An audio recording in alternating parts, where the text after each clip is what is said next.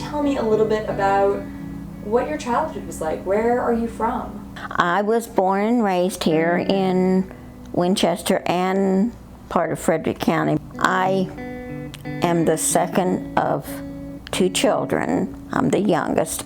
The eye disease that I have is known as retinitis pigmentosa.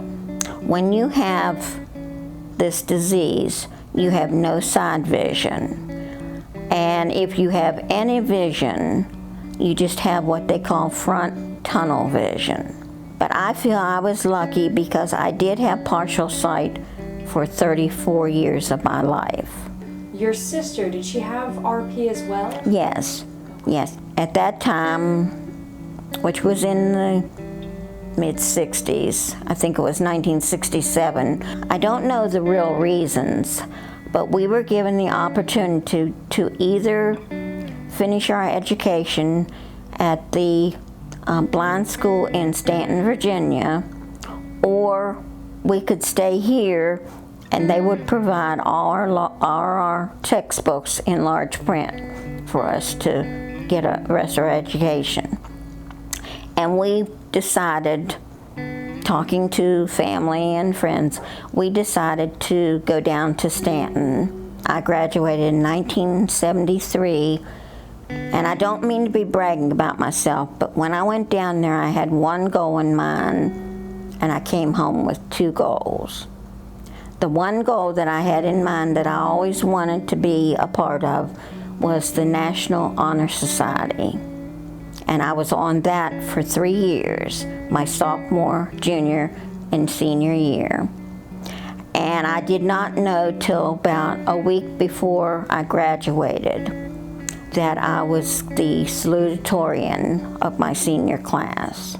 My mother was a school teacher, and she let me come a couple days a week just for a half a day, and I helped her in her classroom with grading papers because that was something I was interested in doing. I was able to get a job which was a teacher's aide at one of the other public schools.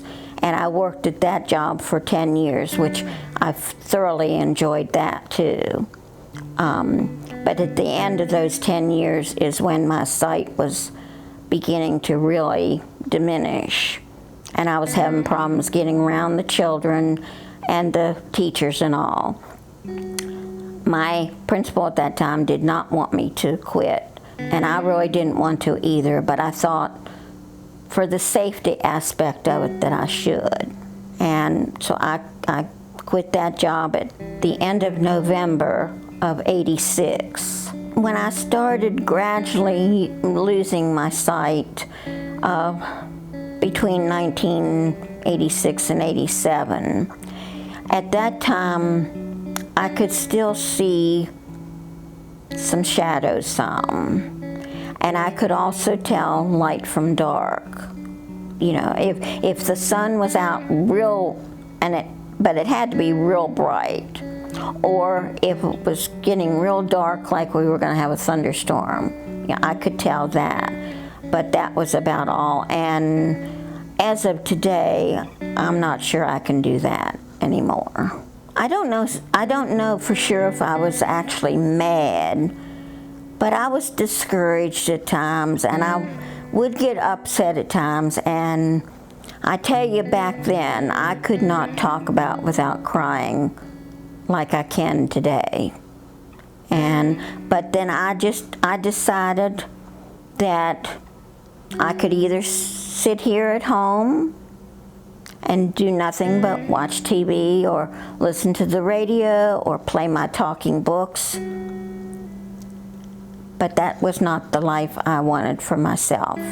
I wanted to be able to do something that would maybe help in the community, you know, in that way. And I think a couple of days I had a talk with myself, and I said, you have the option. Now it's your choice to decide what you want to do. How do you think your life would have been different if you hadn't gone to NW Works? I may not be the person I am today.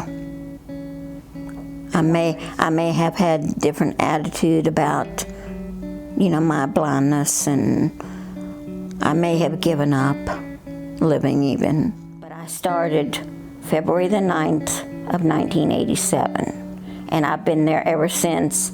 And if I'd be working this year, it would be my 34th year. In the front office, I had my own desk, I had my own phone, I had my own extension, and I would greet the people as they came in. If they wanted to see someone, I would page them for them or try to help them to, wherever they wanted to go. And of course, I also had to learn all the staffs and memorize all the staff's extensions. Mostly right now I do kit work, putting,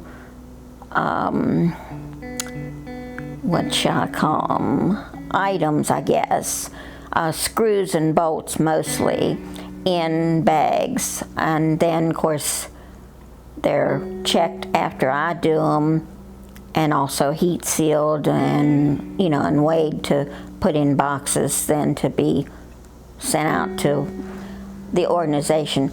As I told you, and I hope I can do this without crying, but I dearly love working there, as a human being. And I like how all the staff, no matter what our handicaps are, they have always, I know for myself, they've always treated me like a human being. And I think that's important. I support NW Works because I enjoy working and giving something back to the community. This Giving Tuesday help us to support and give back to NW Works. Who knows what a big difference it might be and it might do in somebody's life. That's the way I look at it.